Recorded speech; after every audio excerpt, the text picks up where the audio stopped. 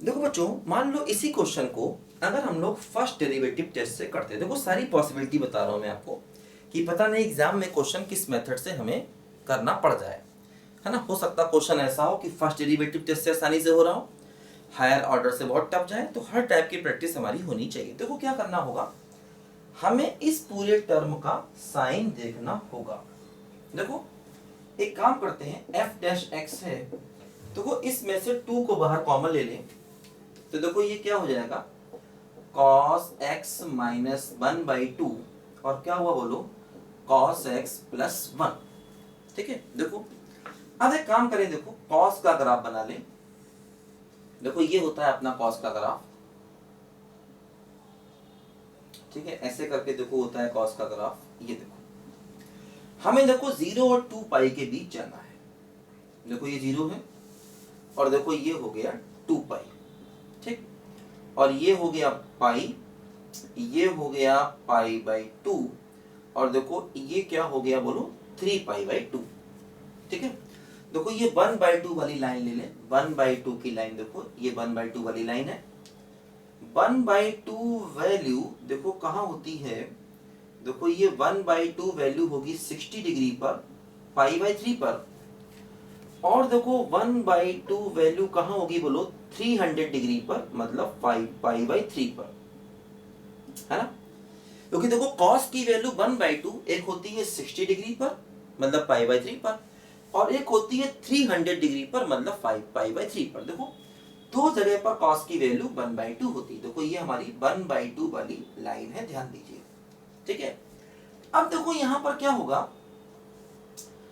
अगर हम इन दोनों को एक लाइन पर ड्रॉ करें, देखो एक लाइन ड्रॉ करें पहले, ऐसे करके देखो एक ले लें cos x माइनस 1/2। देखो अब यहां पर वेविकर मेथड यूज नहीं कर सकते, है ना।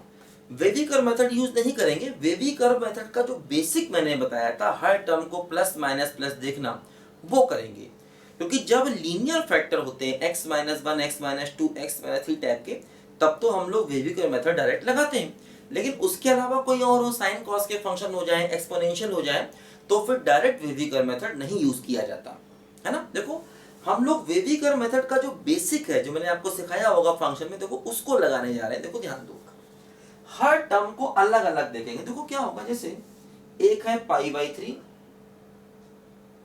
है ना, और देखो एक है 5 पाई बाई 3। देखो ध्यान दो, पाई बाई 3 के पीछे जाएंगे तो cos 1/2 से ज्यादा है, तो इस टर्म की वैल्यू पॉजिटिव हो जाएगी। ध्यान दो, देखो अगर हम पाई बाई 3 के पीछे जाएंगे तो देखो cos का ग्राफ 1/2 से ऊपर है, तो मतलब cos x minus half positive हो जाएगा।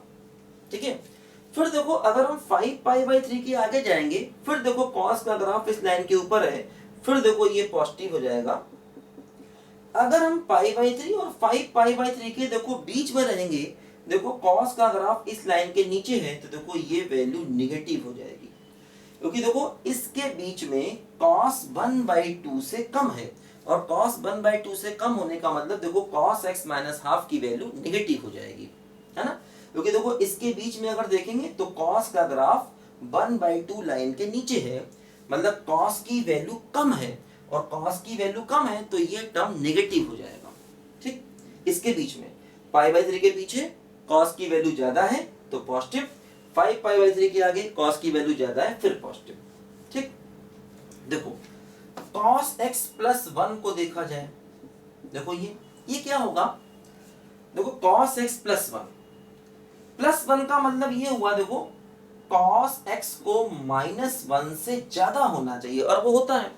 हाँ, पाई पर cos की वैल्यू माइनस 1 हो जाती है, लेकिन पाई को छोड़ दें, मतलब अगर हम पाई को हटा दें तो पाई के अलावा भी देखो ये आगे पॉजिटिव होगा हर जगह, और पाई के आगे भी देखो ये हर जगह पॉजिटिव होगा। पाई पर cos माइनस 1 होगा तो पूरा टर्म 0 हो जाएगा। तो अगर हम पाई को छोड़ दें तो पाई के आगे भी देखो ये पॉजिटिव होगा, पाई के पीछे ही पॉजिटिव होगा, क्योंकि पाई पर cos की वैल्यू -1 तो पूरा टर्म 0 हो जाएगा।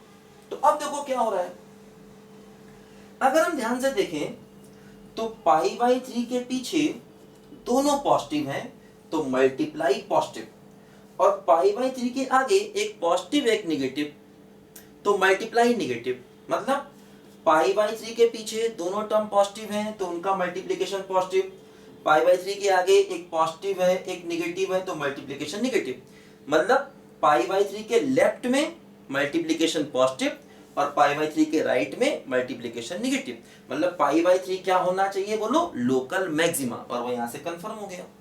देखो पाई बाई 3 होना चाहिए लोकल मैक्सिमा, क्योंकि हमें इन दोनों के मल्टीप्लिकेशन को देखना है, ध्यान दो। तो पाई बाई 3 के पीछे दोनों पॉजिटिव है तो मल्टीप्लाई पॉजिटिव होगा, और पाई बाई 3 के आगे एक प्लस एक माइनस तो मल्टीप्लाई निगेटिव, तो मतलब पाई बाई 3 के पीछे डिफरेंशिएशन पॉजिटिव, पाई बाई 3 के आगे डिफरेंशिएशन नेगेटिव, तो पाई बाई 3 लोकल मैक्सिमा। देखो 5 पाई बाई 3 पर क्या हुआ, देखो 5 पाई बाई 3 के पीछे एक प्लस एक माइनस तो कुल मिला के माइनस, और आगे प्लस, तो 5 पाई बाई 3 के पीछे डिफरेंशिएशन माइनस और आगे प्लस, तो क्या हो गया बोलो, लोकल मिनिमा। ठीक है, लोकल मिनिमा। लेकिन देखो पाई पर क्या होगा, देखो पाई के पीछे देखेंगे तब भी एक प्लस एक माइनस तो डिफरेंशिएशन माइनस, और पाई के आगे देखेंगे तब भी एक प्लस एक माइनस तो डिफरेंशिएशन माइनस, मतलब पाई बाई 3 के पीछे भी पाई के पीछे भी इनका मल्टीप्लाई, क्योंकि हमें एफ डैश एक्स देखना, एफ डैश एक्स का मतलब दोनों का मल्टीप्लाई, तो देखो पाई के पीछे भी दोनों का मल्टीप्लाई निगेटिव है और पाई के आगे भी दोनों का मल्टीप्लाई निगेटिव है, मतलब पाई पर डिफरेंशिएशन साइन नहीं बदल रहा, पाई के पीछे भी डिफरेंशिएशन निगेटिव है, पाई के आगे भी निगेटिव है, तो मतलब पाई कुछ भी नहीं होगा। और हाँ, पाई पर डिफरेंशिएशन 0 हो रहा है, अगर हम पाई रखेंगे तो डिफरेंशिएशन 0 हो रहा है, तो देखो डिफरेंशिएशन 0 है पाई पर, और पीछे भी है ना डिक्रीजिंग है और आगे भी डिक्रीजिंग है, तो इसका मतलब ये पॉइंट ऑफ इन्फ्लेक्शन हो गया, है ना। तो पाई क्या हो गया बोलो, पॉइंट ऑफ इन्फ्लेक्शन, क्योंकि इस पर डिफरेंशिएशन का साइन नहीं बदल रहा, है ना, और इस पॉइंट पर डिफरेंशिएशन 0 भी है। तो अगर किसी पॉइंट पर डिफरेंशिएशन 0 है, देखो ऐसे जैसे ये जा रहा है, ये ऐसे करके ये, अगर किसी पॉइंट पर मान लो ए पॉइंट है और इस पर डिफरेंशिएशन 0 है और उसके पीछे भी फंक्शन इंक्रीजिंग आगे भी इंक्रीजिंग, तो मतलब पॉइंट ऑफ इन्फ्लेक्शन। देखो कैसे, इसके पीछे देखोगे तो कॉनकेव डाउन है, आगे देखोगे तो कॉनकेव अप है ना। कोई पॉइंट, जैसे मान लो हमने ऐसा ग्राफ ले लिया फॉर एग्जांपल, देखो अगर हम ऐसा ग्राफ ले लें, मान लो एक पॉइंट है, देखो ऐसे और ऐसे, देखो क्या हुआ, मान लो ये x बराबर a पॉइंट है जैसे, अब देखो x बराबर a पॉइंट पर डिफरेंशिएशन 0 है, लेकिन a के पीछे देखेंगे तब भी डिक्रीजिंग और a के आगे देखेंगे तब भी डिक्रीजिंग, तो a पॉइंट ऑफ इन्फ्लेक्शन हो गया। देखो कैसे, a के पीछे कॉनकेव अप है, a के आगे कॉनकेव डाउन, और यहाँ पर देखो क्या हो रहा है, a के पीछे क्या है कॉनकेव डाउन, आगे क्या है कॉनकेव अप, है ना।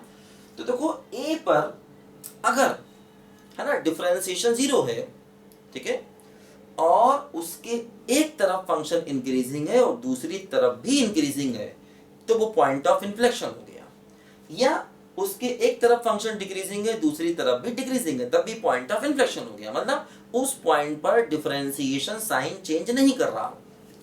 तो अगर किसी पॉइंट पर डिफरेंशिएशन 0 है और उस पॉइंट पर डिफरेंशिएशन साइन चेंज नहीं कर रहा, इसका मतलब वो पॉइंट ऑफ इन्फ्लेक्शन हो गया। हाँ, मैक्सिमम पर क्या होता मैंने बताया, देखो जैसे मान लो मैक्सिमा है, तो मैक्सिमा में क्या होता है, देखो जैसे मान लो ये ए पॉइंट है, तो ए के पीछे क्या हो गया, देखो डिफरेंशिएशन पॉजिटिव और ए के आगे डिफरेंशिएशन नेगेटिव, तो अगर डिफरेंशिएशन पॉजिटिव से नेगेटिव जाता है तो क्या होता है मैक्सिमा, देखो डिफरेंशिएशन साइन बदल रहा है ना।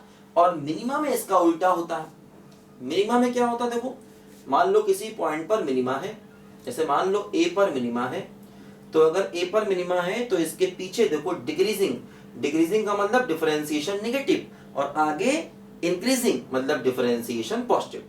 तो देखो मैक्सिमा पर डिफरेंशिएशन अपना साइन बदल रहा है, कैसे बदल रहा है, इसके पीछे डिफरेंशिएशन पॉजिटिव है और इसके आगे डिफरेंशिएशन नेगेटिव है, तो पॉइंट ऑफ लोकल मैक्सिमा। और मिनिमा पर भी देखो डिफरेंशिएशन साइन बदल रहा है, तो कैसे, इसके पीछे डिफरेंशिएशन नेगेटिव और इसके आगे डिफरेंशिएशन पॉजिटिव, क्योंकि पीछे फंक्शन डिक्रीजिंग है, डिक्रीजिंग का मतलब डिफरेंशिएशन नेगेटिव, और आगे फंक्शन इंक्रीजिंग है मतलब डिफरेंशिएशन पॉजिटिव।